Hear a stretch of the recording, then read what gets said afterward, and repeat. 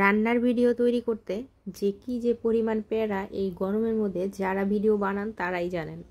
ইচ্ছে না থাকা সত্ত্বেও ভিডিও করতে হবে, এরপরে এডিটিং একটা বড় ঝামেলার কাজ, কিন্তু কিচ্ছু করার নেই, তার বড় বানাতে হবে যেহেতু পা দিয়ে ফেলেছি এই ফাঁদে।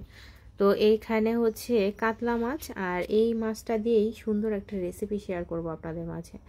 তো এখানে মাছগুলো নিয়ে নিয়েছি, আর এখানে হচ্ছে হলুদ মরিচ পরিমাণ মতো, আর হচ্ছে একটু পেঁয়াজ দিয়ে দিয়েছি, লবণ দিয়ে দিয়েছি, আর দিয়ে দিচ্ছি রসুন বাটা, আর দিয়ে দিব হচ্ছে এখানে আদা বাটা।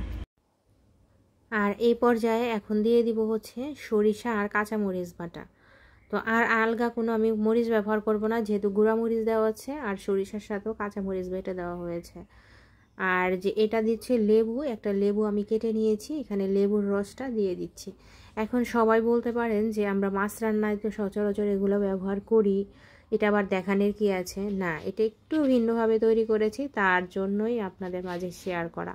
তো লেবুগুলোকে হচ্ছে শুধুমাত্র লেবুর রসটা নিয়ে নিচ্ছি। আর লেবুর রস যে কোনো রান্নায় দিলে মাছের কিন্তু একটা যে গন্ধ থাকে সেটা চলে যায়। আপনারা এই মাছ না যে কোনো রান্নায় যদি একটু লেবুর রস দিয়ে মেখে রাখতে পারেন, বিশেষ করে ফ্রিজে রাখা মাছগুলো, আর এই মাছটা কিন্তু একেবারেই তাজা মাছ। তো এখন সবগুলোকে ভালো করে মেখে নিচ্ছি, প্রত্যেকটা মশলা যাতে মাছের গায়ে গায়ে লেগে থাকে তার জন্য হচ্ছে ভালো করে এটাকে মেখে নিব। তো এই যে মাখামাখি করছি, আর মাখামাখি করার পরে এই মাছটাকে প্রায় 1 ঘন্টার জন্য আমি এভাবে মেখে রেখে দিব। তো ফিরে আসলাম 1 ঘন্টা পরে।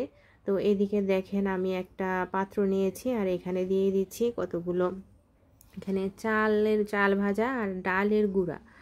তো এটাই দিলাম।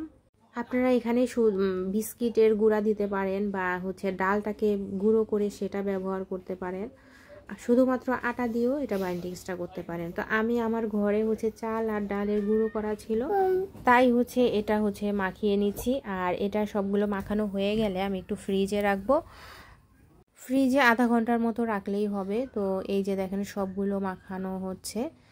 এরপরে আমি হচ্ছে ফ্রিজে রেখে আধা ঘন্টা পরে চলে আসলাম, কড়াই বসিয়ে দিয়েছি, দিয়ে দিচ্ছি তেল, আর তেলটা একটু বেশি দিয়ে দিলাম। এখন দেখেন একটু আমি আটার ডো করে এই মাছটাকে এপিট ওপিট করে এর মধ্যে হচ্ছে দিয়ে দিয়েছি। আর এই যে দেখেন এই হচ্ছে এভাবে একটা ব্যাটার করে নিয়েছি, মাছের যে মশলাগুলো ছিল সবগুলো একসাথে দিয়ে একটু আটা দিয়ে ব্যাটারটা করে নিয়েছি।